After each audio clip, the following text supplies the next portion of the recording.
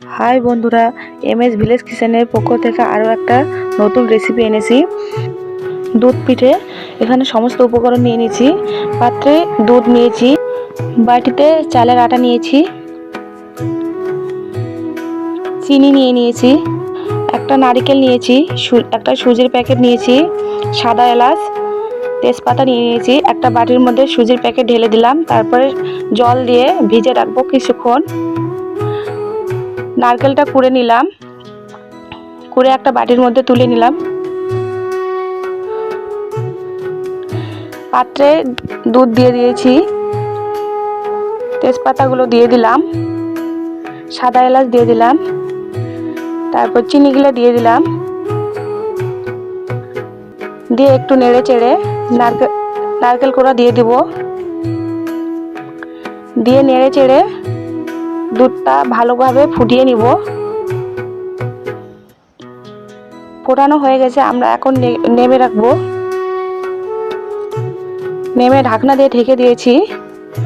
একটা পাত্রে চালের গুঁড়ো নিয়ে নিয়েছি, ভিজে রাখা সুজিটা নিয়ে নিয়েছি,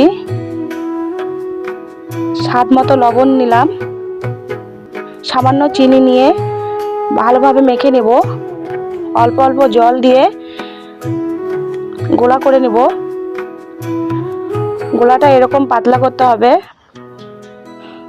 উনুনে 7 খুঁটি বসে দিয়ে একটা একটা করে জায়গায় তেল ব্রাশ করে দিলাম।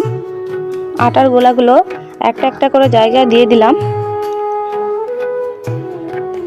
তারপরে একটা মাটির ঢাকনা দিয়ে ঢেকে দেব কিছুক্ষণের জন্য।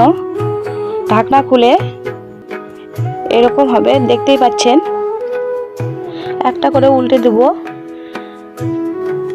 তারপরে পিঠেগুলো হয়ে যাওয়ার পর সবগুলো পিঠে একটা একটা করে তুলে নেব।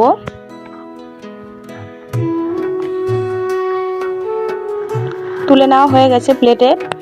তারপরে উষ্ণ গরম দুধের মধ্যে পিঠেগুলো দিয়ে দিব, সবগুলো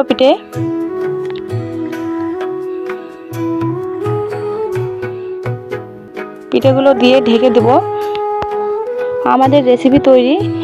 প্লেটে সাজিয়ে নিয়েছি। কেমন হয়েছে বলবেন কমেন্টে। ভালো লাগলে লাইক কমেন্ট শেয়ার করে দিবেন। দেখা হচ্ছে পরের ভিডিওতে।